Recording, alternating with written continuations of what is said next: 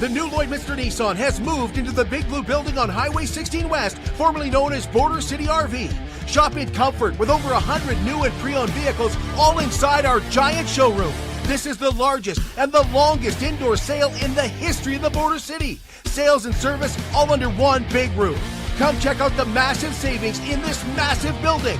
The new Lloydminster Nissan, now in the Big Blue Building on Highway 16 West. The new Lloydminster Nissan. We won't sell you a car, we'll help you buy one. Local people.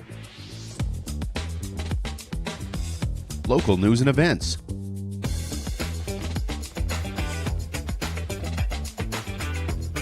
Local sports. Local matters. For all things Lloydminster area, this is Live with Kurt Price. Welcome to the Lloydminster Exhibition, the new Lloydminster Nissan Exhibition Grill. The new Lloydminster Nissan has moved to the Big Blue Building on Highway 16 West, and right now is a great time to come shop for a vehicle because we have over 100 pre-owned and new vehicles under the roof. Cars, trucks, SUVs, it's all under the roof. You can shop in warmth at the new Lloydminster Nissan, and a great deal right now. Check it out, free tires for life with your purchase right now at the new Lloydminster Nissan. Once again, on Highway 16 West in the Big Blue Building, just follow the sign. So Tyler Lorenz is our guest today. He is the Executive Director with Residence and Recovery and also the founder. So Monday's announcement that Residence and Recovery will be ending their sober living and outpatient day programming operations has hit him, and it's hit this community, I will say, very, very hard. We'll be chatting with Tyler in just a moment about this development. Well, it's not just a name. It is Superior Water. Superior Water has 2 locations in Lloydminster, and they're open on Sundays to make filling your Big Blue jugs a whole lot quicker and easier.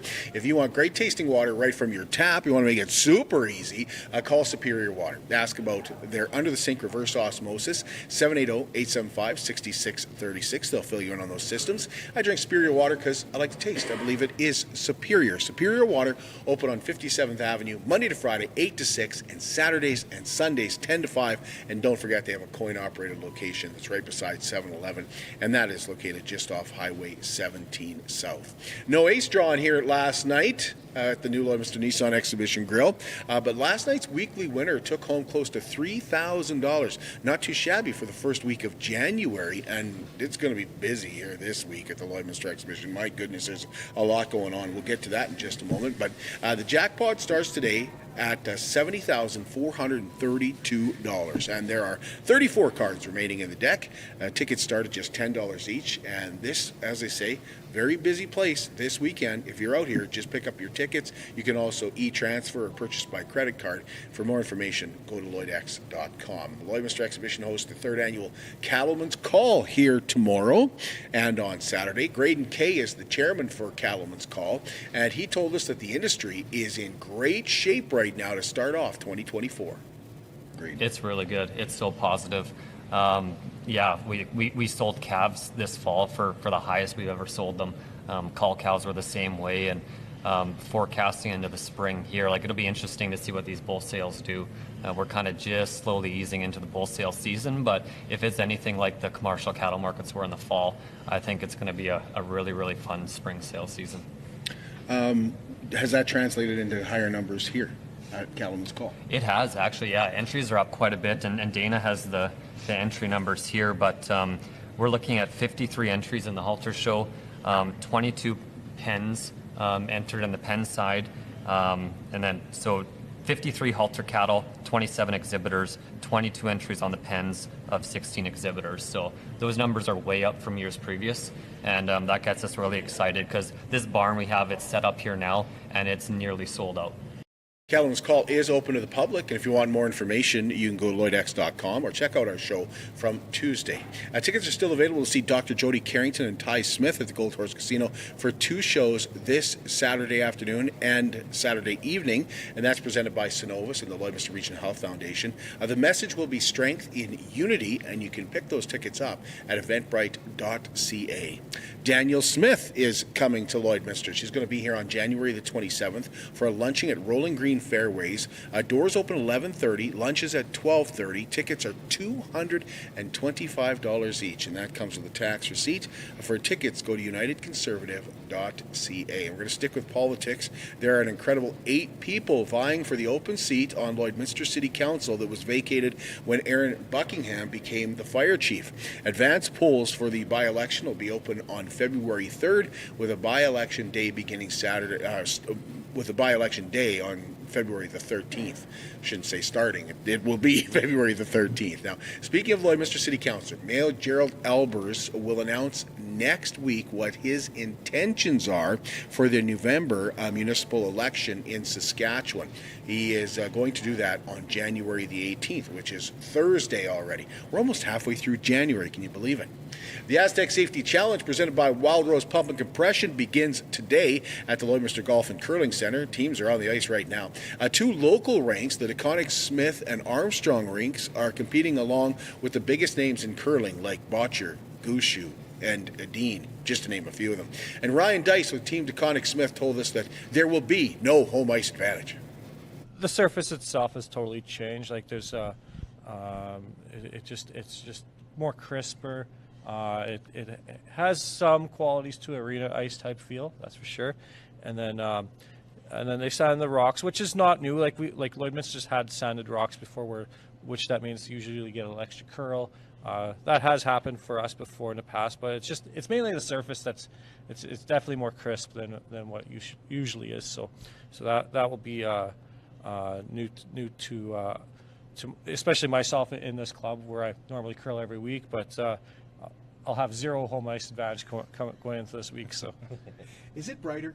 It seems a little brighter out. Maybe a little bit. I'd say maybe slightly, but I wouldn't say anything major. I think it's just maybe just appears so just because there's other things around a little more light reflection of something else or whatnot. But yeah, no.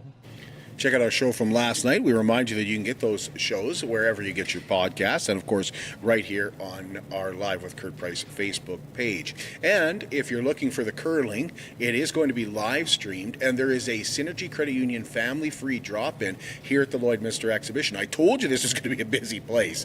It starts tomorrow, runs from 3:30 to 10, and then Saturday 10 to 10 with viewing of the games and a Cool Shots tournament to win a shopping cart full of groceries at Sobe's, along with some other fun games. Now, speaking of fun for the kids and families, the BioClean Aquatic Center presents Swimming in Snowflakes on January 27th.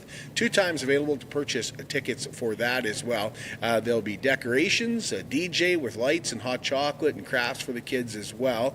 And that's, once again, at BioClean Aquatic Center as they transform it into a winter wonderland. First session, 5:30 to 7, and the next session, 7:30 to 9. I believe that is going to sell out. Tickets are available at the BioClean Aquatic Center and Walking on Water Toys. Lloydminster Gun and Outdoor Sportsman Show is coming up on January 20th and 21st. That's at the Service Sports Center. Saturday, the show runs from 10 to 5, Sunday from 10 to 3. Cost is $10. For kids 12 and under, it's free. And there's over 230 tables to browse, and that is sponsored by the Lloydminster Fish and Game Association, who are really busy this month. Myself and Heather Klegas are looking forward to emceeing their Family, Wildlife, and Awards Banquet, which will be held on Saturday, January 27th. You got to get tickets for that before or on January the 23rd.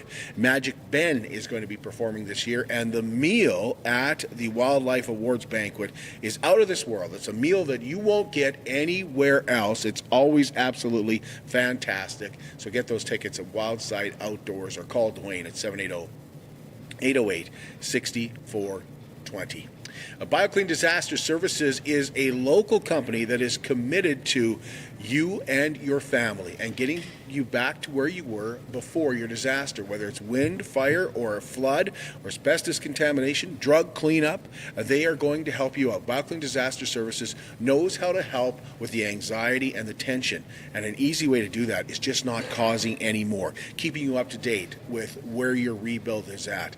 And they are committed to taking care of your property and your possessions, yes, but they're really committed to getting your family back to where you were before the disaster. So for fire, flood, and disaster, Bonnyville, Wainwright, Cold Lake, Lloydminster, they're local.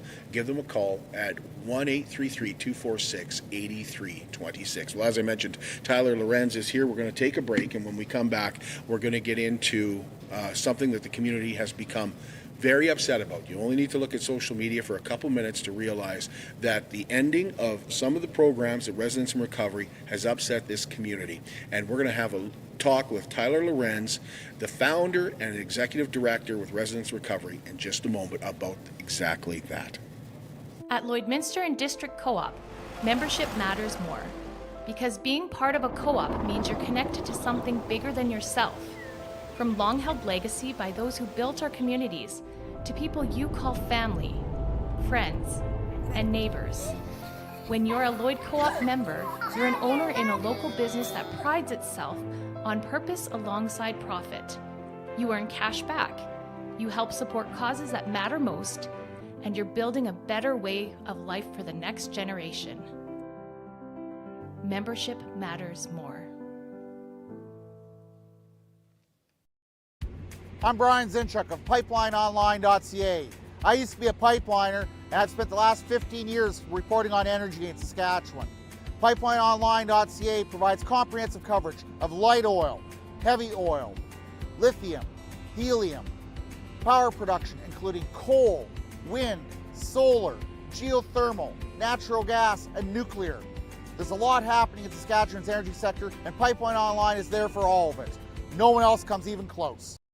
It's more than just taxes at LNA CPA. Assurance, accounting, retirement planning, estate planning, business consulting, financial consulting, farm program support, and bookkeeping. But yes, there is always taxes. The team at LNA CPA is committed to helping you achieve your best results and will be there to assist you every step of the way. LNA CPA, with offices in Provost, Vermilion, and Lloydminster. At Jason Arden Associates Cooperators, we're proud to be a top-rated local insurance company that offers flexible solutions and expert advice for all your insurance and investment needs. We'll work with you to tailor your insurance specific to your needs, and we offer investment advice that always puts you first. At Cooperators, one of our core values is to support the communities we live in. When you support Jason Arden Associates Cooperators, you are supporting local nonprofits and initiatives. Since 2020, we have donated $60,000 to local nonprofits, youth sponsorships, and various special projects. When was the last time your insurance company did that? How can you help support the oil and gas industry and jobs in Western Canada? The answer is closer than you think. Sell your scrap metals to PWM Steel. PWM sells scrap iron to Evraz, located in Regina. Evraz's #1 customer is the energy sector, building pipes and plates for the oil and gas industry. PWM Steel is your locally owned metal recycler and steel service center in the area. Plus, they're a strong supporter of the community. PWM Steel, your top steel supplier for Alberta and Saskatchewan for 40 years. At Diamond 7 Meats, we work with local farm families to provide a high-quality product and a great selection for you. Try our mouth-watering smokies, pulled pork, roast beef, and more, made pure and natural with no additives or fillers. We offer custom processing, and our experienced team works for you to provide a selection of sausage, burgers, and jerkies made to your specifications. Take your grilling to the next level with a Yoder smoker. Complete the grilling experience with a Canadian-made, award-winning line of House of Q barbecue sauces. We're locally owned and operated, and we look forward to seeing you today. Welcome back. We're at the Lloydminster exhibition today and the new Lloydminster Nissan exhibition grill. And on Monday, Residents Recovery shocked this community by announcing that they will no longer be accepting applications for pre- and post-treatment sober living and outpatient programming, meaning basically the end to these programs. Now, Tyler Lorenz is not only executive director, but as I mentioned, he is the founder of Residents in Recovery. And if you know Tyler, you know how important this is to him, and if you have seen anything with Tyler lately, you can certainly see that this has upset him, and it's upset the community. And I want to talk about that, but I just first of all want to get into what these programs are. Tyler, can you be clear on what programs are ending? Sure. So our sober living program was really what we started Residents of Recovery about, and they're they're programs that bridge the gaps between, when a person starts their recovery journey, typically either jail or detox, and then it usually takes anywhere from 2 to 4 months to get into treatment. So there's this huge gap in the middle, from our traditional treatment model, which is detox and residential treatment. So, and then after a person, I just want to ask, what happens in that program? Like, you have a house here in Lloydminster? we have houses, yeah. So we have houses where somebody would come out of jail or somebody come out of detox. They move into the pre-treatment sober living house. They do day programming through our outpatient programming every day. We work with them, build a case plan, get them into the right treatment program, apply for income assistance, get them some income coming in. Typically, we need to get them identification because most of them don't have ID. Many of them don't even have health care. And, so really go through this process of getting all those things that we typically take for granted and getting them all in place, and getting them ready to go do a treatment program. And then they would go to do a treatment program anywhere from 28 days to 3 months. And then they would come back and do post-treatment programming with us, post-treatment sober living and day programming with us, yeah. When did you start residence recovery? When did you start that? 2018, yeah. I remember I was the MC for your Christmas. Very first one, yeah. Yeah. Why did you start it? It really was modeled after how I got clean and sober finally. I was in active addiction for 29 years, and I tried to get clean a number of times. There's just so many barriers in place for people, especially that are wrapped up in the justice system, which I was. I was in and out of jail 5 times, and I just couldn't get everything in place that I needed to start my recovery journey every time. I'd get released from jail, I'd have to go see a PO, I'd have to get on income assistance, I'd have to jump through all of these hoops, I'd have to get identification, and it was just too overwhelming. And typically by day 1 or 2, I would just fall right back into active addiction, and everything would fall apart again until I get arrested again, and then I'd want to get clean, and there's just nowhere to really to go when you're in that system. And so luckily I have great parents that really supported me this last time in that transition from incarceration into a program. I got clean in Lethbridge and did that pre-treatment piece in a treatment program there, and then I did an inpatient program, and then I went back there for post-treatment. So I'm like, why isn't this everywhere? Like, this is finally the one way that it worked for me, after so many attempts. And I looked, and it just wasn't available. And so I set out to create a program that was barrier-free, especially for people coming out of incarceration. And so we take people, they don't have to have funding in place, they don't have to have ID, they don't even have to have a referring agency. They can self-refer, they can call us directly from jail. It's a toll-free number. We'll do the application, even send them the application. They can do it, handwrite it because they don't have access to computer. Handwrite it and send it back to us, and we'll take them door to door, right from the jail or remand they're in, right to our door, no in between, and then we'll figure everything else out after. And it's transformed so many lives. We have so many people that came out of the justice system that are now employees of residence and recovery. Did you base everything off of that program in Lethbridge? That program in Lethbridge, it's a treatment program that had available spots because it's kind of halfway between sober living and treatment. So I based a lot of it off of that, for sure. How did you start it? Where did you find the funds? How did you come up with starting? You didn't have shirts back then. No. What did you have, and how did you get it going? Bob Cody, I was doing the course at Reeves, and Bob Cody He's a counselor in Lloyd here for a number of years at the Thorpe even. He actually was a counselor that kicked me out of Thorpe in 2010. And he was my instructor for this addictions and community support worker program at Reeves.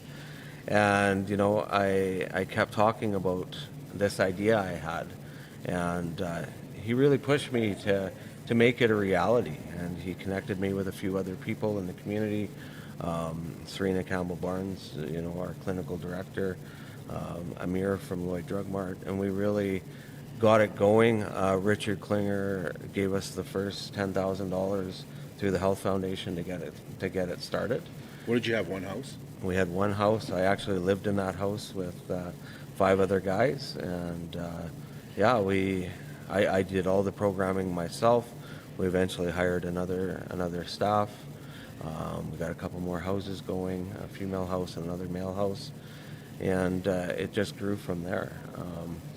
It worked so well that it took off, and you know, I did some of the stats, you know, leading up to that press release, and we have 58 people that in the last 5 years that have over a year recovery or more. We have some that have over 5. So there's some people from that very first program that are still clean and sober, right? If you have someone in your family or you know somebody who has struggled with this, you know 58 is a pretty darn good number. Yeah, it's incredible. I mean, our overall success rate is just out of the world compared to what a traditional post-treatment outcomes would be, like from a Thorpe program or something like that. I mean, the extended continuum of care, you know, we're working with people for a year as opposed to 30 days. I mean, it's obvious the outcomes are going to be better, and those numbers speak for themselves, right? How many, like, would you know exactly how many people you've helped in these 6 years? We've had I can't remember the numbers exactly. Over 400 people have gone through our sober living program. Yeah.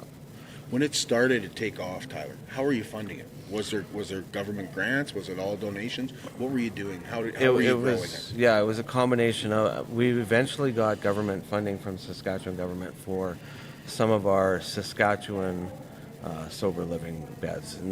They wouldn't fund the Alberta beds, but they would fund the Saskatchewan ones. So they gave us partial limited funding for our Saskatchewan sober living beds. No funding for outpatient day programming or anything like that. Just the sober living. And you know, back then, you know, we had to raise a lot of money, and we were close to shutting down in 2020. I remember. And you know, the community stepped up, and we raised $150,000, I think, in a month, and kept us going. It's always been a struggle. I mean, it has, eh? I mean, our program has grown so much now. I mean, we have sober living and day programming budget of nearly $700,000 to keep those programs going. Now, some of it, I mean, the residents pay rent, so that contributes to some of that. We do get $173,000 of that from the Saskatchewan government, so about 25%. And the rest we either have to, it comes through donations or fundraising. And, you know, that's the piece that's really shifted in the last couple of years. I mean, you know, when we look back to 2020, we had over $200,000 in donations, and then 2021 was down to 175, and 2022 was down to 75, and this year we're at 35. We just can't operate if we don't have the money coming in. And, you know, our family treatment program has been subsidizing it a bit over the past couple of years. That is a fee-for-service program. And there's a lot of crossover in the two. So, I mean, it kind of made sense to use some of those funds to subsidize the day programming. But it's just not viable, you know, to continue for sure, especially when our donation base has dropped off so much. Why do you think that is? Why is that? Is it just a cost of living thing? I mean, I think it's a combination of a lot of things. Obviously, the cost of living has dramatically gone up. There's a lot of great causes. I mean, people every nonprofit is trying to raise money because they're so underfunded, and that's just a reality. The other piece is when things are going so well, and people tend to forget that we still need money to operate. When we're not in the news every day,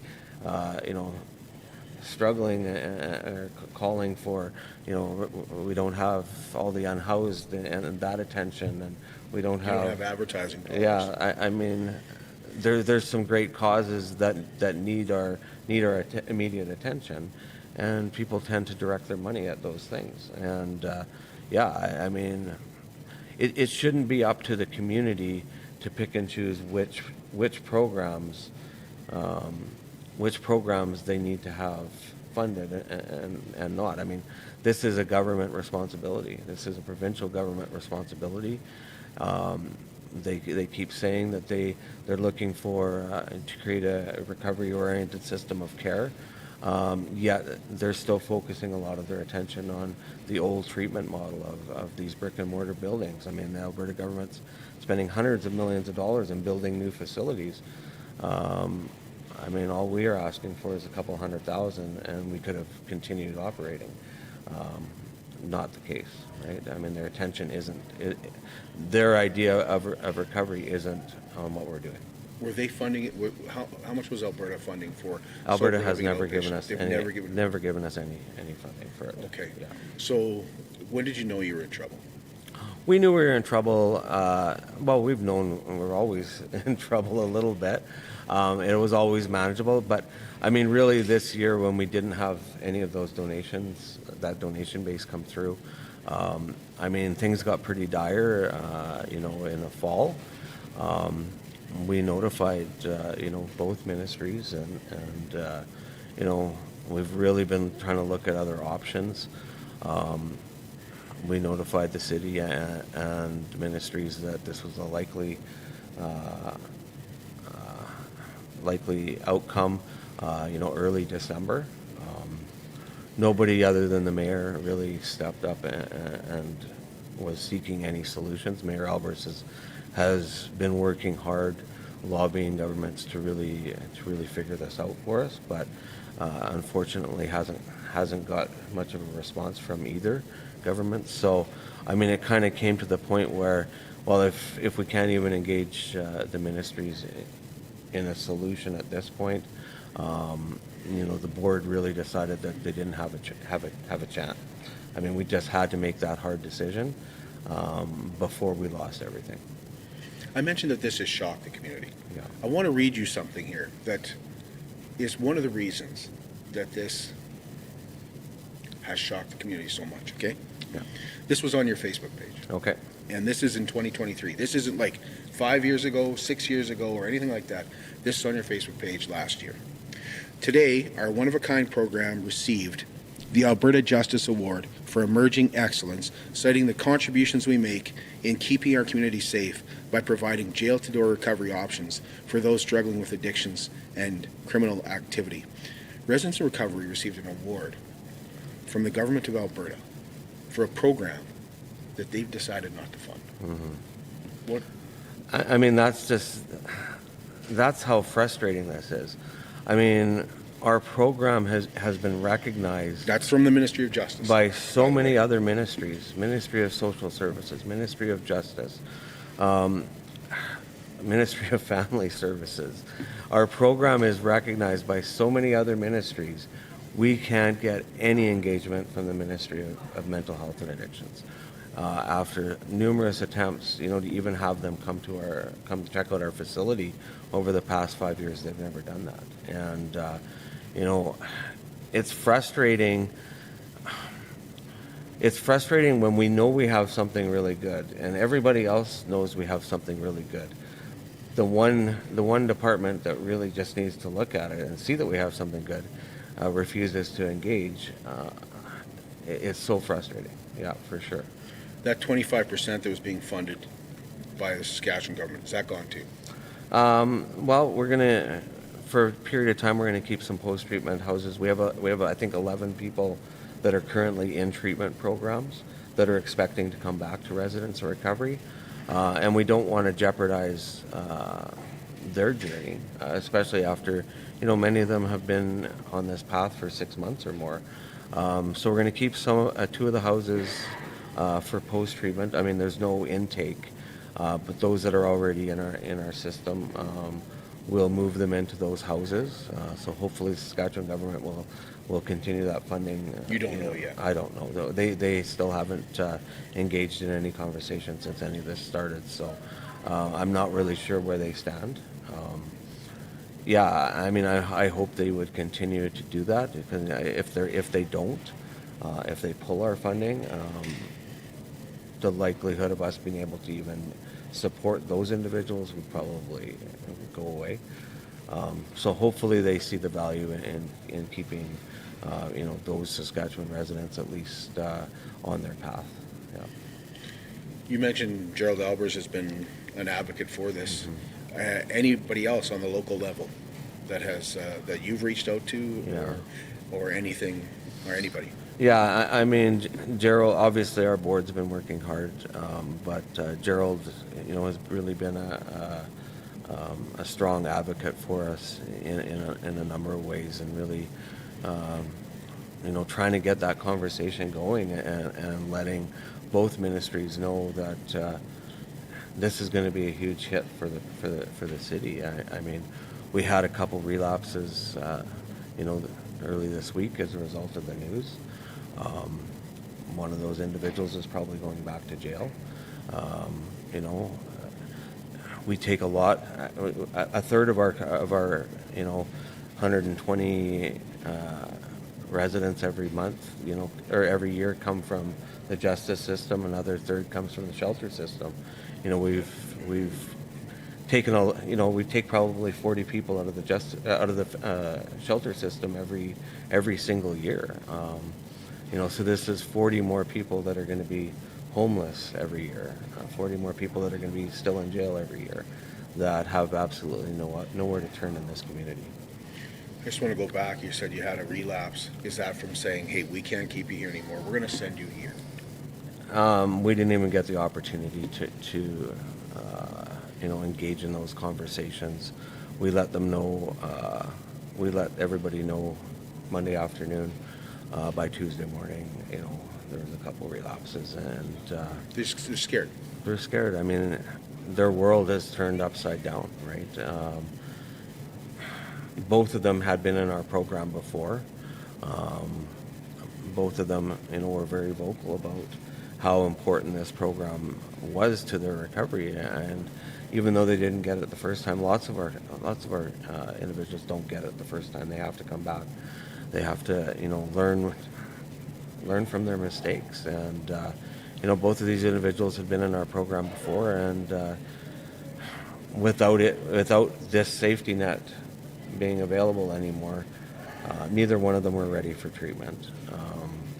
Neither one of them would have been able to complete treatment. I mean, there's just too much mental health stuff going on. And, it obviously was too much for them to handle that news, yeah. In 2020, the community stepped up to save residents in recovery. You mentioned that. Is it too late, Tyler? No, I mean, if we can get our debt taken care of, we have significant debt, and we have that SEBA loan. I mean, we need about $300,000 in order to get everything taken care of, and then if we can get some engagement from governments to actually properly fund this, so we don't end up back in the same situation again in a couple years, we would certainly revisit and open it, and we can reopen very easily. I mean, yeah, we've laid off our facilitation staff. I know both of them would come back in a heartbeat if we were to restart that program. We have lots of houses available to us if we wanted to reopen sober living at any point. Even if we have families in them already, we can move those families to other houses that we have available to us, for sure. You keep all those houses, or do you have to look at selling? No, we are keeping everything. I mean, our family program, we had a capacity of 27 families. Now we might have a capacity of 29. But I mean, it gives us an opportunity to really focus our energy, I guess, on that program. And if that's what comes of all of this, so be it. I mean, it's unfortunate that the community is so negatively affected and so many people are so negatively affected. But there are still, our family program has never been stronger. It's one of a kind as well, and it's recognized by, child and family service agencies across both provinces. We get referrals from as far south as Calgary and Lethbridge, and as far north as Fort McMurray and Lorenz. I mean, we have people come from all over the place for that program as well. It's so well recognized, and it's making such a huge difference in families' lives. Yeah. When I heard that the Sober Living was closing, was ending, was ceasing, the first thing I thought of is that's residence and recovery. Mm-hmm. Like, to me, it went through my head, Tyler, residence recovery is closing. That's the first thing I thought of. You want people to know you're not closing. We're you not mentioned closing. the family programs. Still going to be doing that. Yeah, for sure. What is the family programs? Tell us about So, family program is I mean, it was set up as an apprehension diversion program.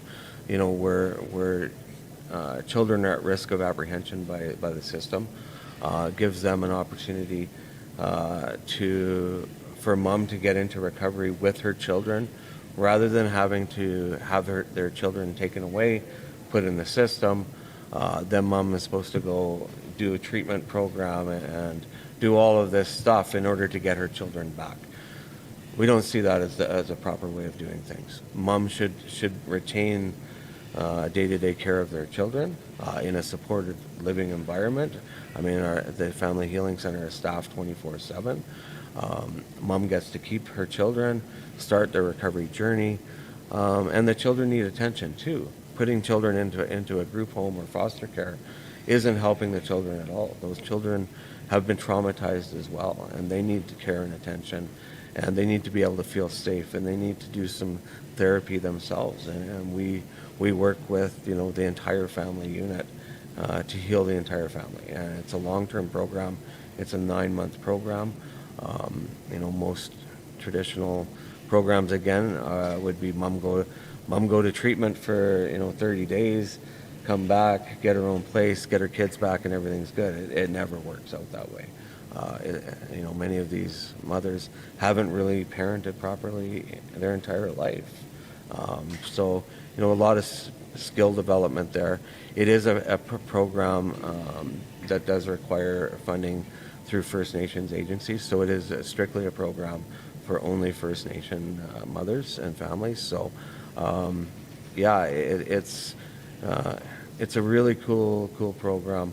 We get pretty attached to the kids. They're a lot of fun, and it's a really cool program to be a part of. How is that funded? So that's funded either through First Nation bands, Jordan's Principle, or various First Nation Child and Family Services agencies. Yeah. Now, what's the next step, Tyler? How many people have you had to lay off? We laid off 2. We had one that's going on maternity leave, so we didn't have to. We just aren't replacing her. And then we have a caseworker that's going back to school. So we're just moving one of our caseworkers over into her position, and then we're already down a caseworker who one of our client support workers was taking on that role.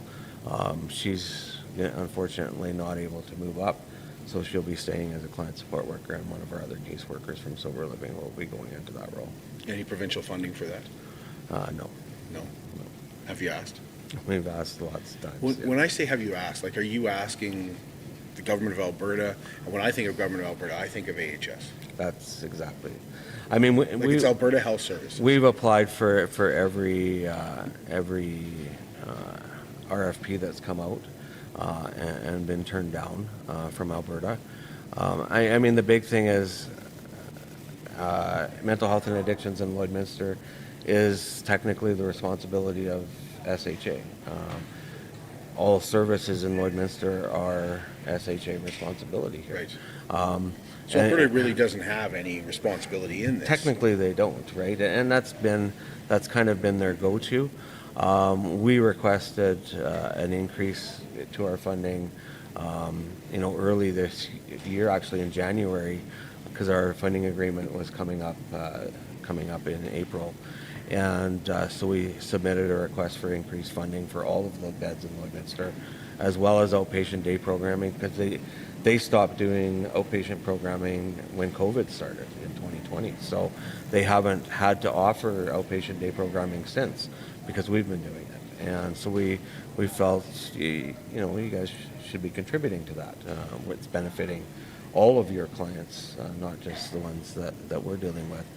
And that was turned down. As a matter of fact, they froze out our cost of living increase clause that was in the original contract. So we're stuck at 2022 funding amounts, and it's for the duration of the next 3 years. So we don't even get a cost of living increase in our new Saskatchewan contract. Well, you mentioned that a lot of these people don't have identification. No. It's something that Becky Shilley mentioned to us when she came in to talk about home-based programming. So how can you distinguish whether someone's from Alberta or Saskatchewan if they don't have identification? It's all based on what their last healthcare was. That's everything goes off of basically healthcare. Yeah, and I mean that ID piece is such a huge piece, and we did receive some funding from the Lloydminster Health Foundation. And we did do an ID clinic for a couple months, and it was really great to see, and it was really successful. Unfortunately, that funding was discontinued as well. We still get funded for IDs through that program, but not for staffing of an ID clinic. So unfortunately, the clinic has discontinued again. If we can find some alternative funding for that, we would certainly increase it or start it up again. But yeah, that's a huge issue. It's probably the single biggest barrier to getting the unhoused back on their feet, for sure.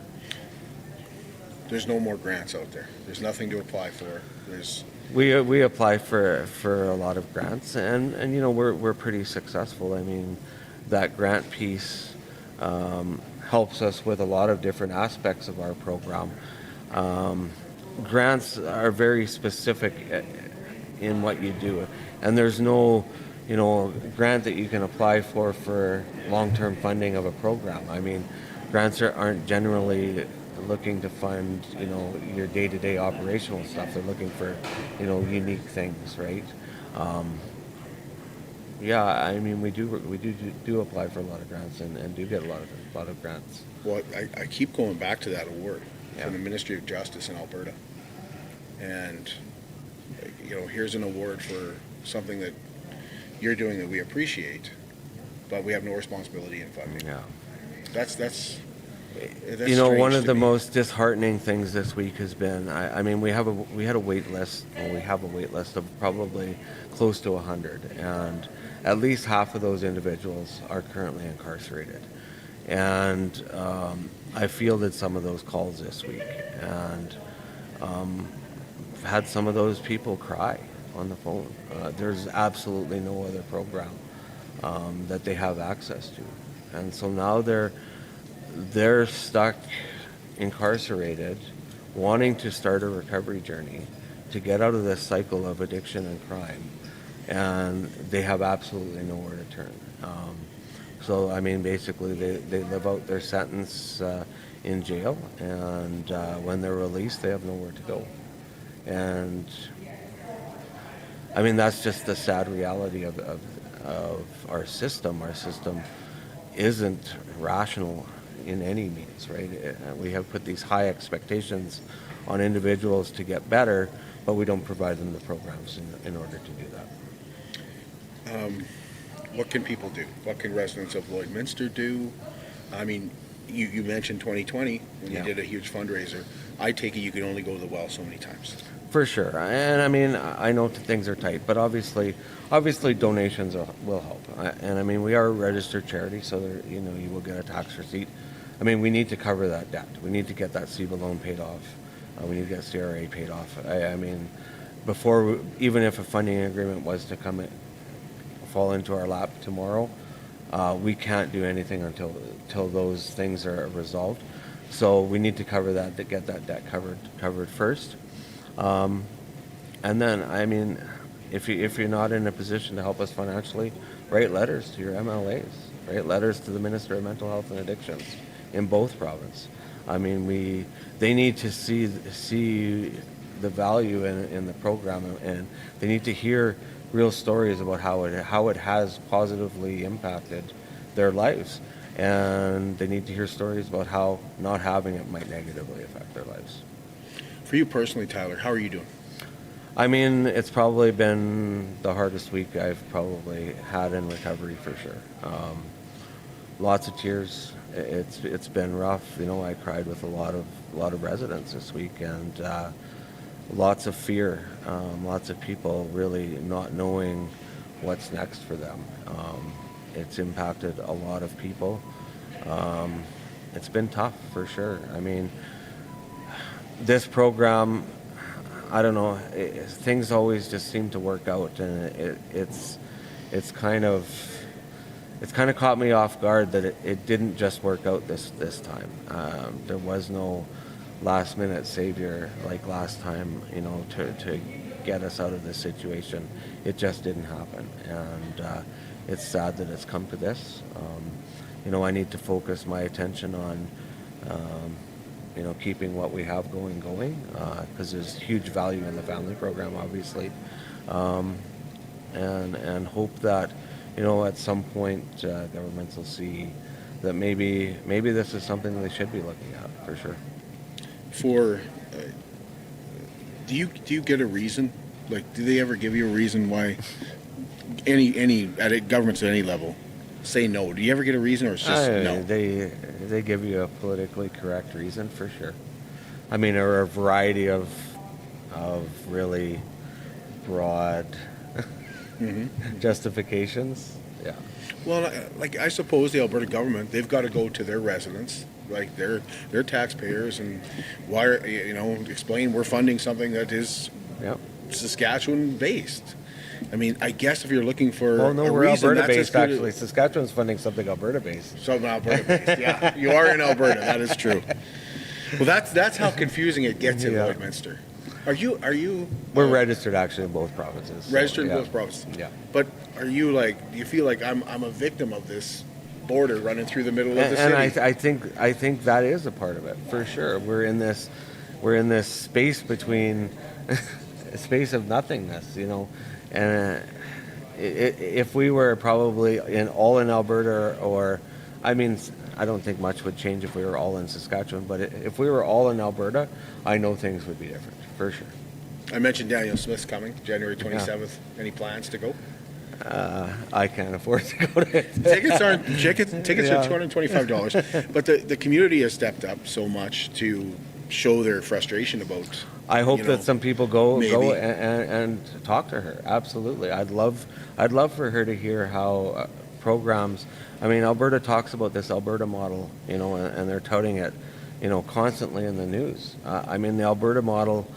I don't see the Alberta model working. I mean, if you talk to any first responder, I mean, first responder calls to overdose more than doubled in 2023. More than doubled. That's not a 10% increase, that's a 100% increase. Overdose deaths are up 25% in both provinces. I mean, neither province is doing anything to really get a handle on what's going on. Their models aren't working. It's time for them to really look at community-based organizations and different approaches to supporting individuals in addiction. And I mean, our model is probably the most cost-effective, affordable model that you could ever look at. You don't need, I mean, I could put a recovery residents of recovery in every province or every town and city in Alberta for what they've just spent on a couple of these treatment centers to build. So, I mean, they really need to focus their attention on what's actually working rather than trying to, build more capacity. I mean, we can add capacity instantly. Anything I'm forgetting, Tyler? No, I appreciate the opportunity to come chat, Kurt. You've been a huge supporter of us, right from back in the day when I was at the men's shelter, right? So, I appreciate that for sure. Yeah, that's 6 years ago already. yeah, it has been. I remember when you called me and asked me if I would MC your Heroes for the Hungry. The fundraising. Yeah, Heroes for the Hungry, and I was like, "What is this? I've never heard of this." It was the first I'd ever. It was the first I'd ever heard of it. We might do another one of those. We might do it with Vermilion and Lloydminster for Equity. Yeah. And I remember making fun of the mayor at that event. Yeah. Having some fun with him and stuff. But it's good to hear that that he stepped up to try and help. And I want to distinguish between AHS and Alberta government. I keep coming back. I'm not sure what the difference is. I mean, Saskatchewan's the same. I mean, Saskatchewan, all of their mental health and addictions goes through SHA, Sask Health Authority. Alberta, all of their funding for mental health and addictions programs flows through Alberta Health Services, right? I guess the minister directs that funding.